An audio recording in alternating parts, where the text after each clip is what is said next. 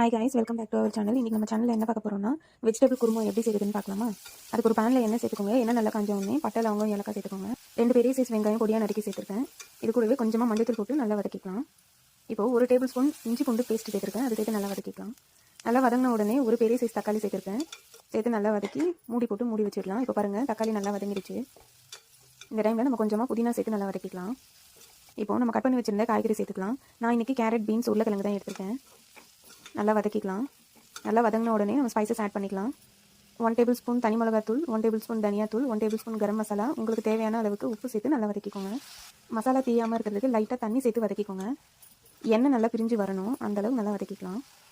எண்ணெய் நல்லா பிரிஞ்சு வந்துருச்சு. இந்த டைமில் நம்ம தண்ணி சேர்த்து வேக வச்சுக்கலாம். ஒரு 5 மினிட்ஸ்க்கு மூடி போட்டு மூடி வச்சு வேக வச்சுக்கலாம். இப்போ பாருங்கள், தண்ணி நல்லா சுண்டி வந்திருக்கு. இந்த டைமில் நம்ம தேங்காய் பால் அரைச்சி சேர்த்துக்கலாம். நல்லா கொதி வந்த உடனே கொத்தமல்லி தழையை தூவி இறக்குனா நம்மளுடைய வெஜிடபிள் குருமா ரெடி. நீங்களும் ட்ரை பண்ணி பார்த்துட்டு எப்படி இருந்துன்னு சொல்லுங்கள்.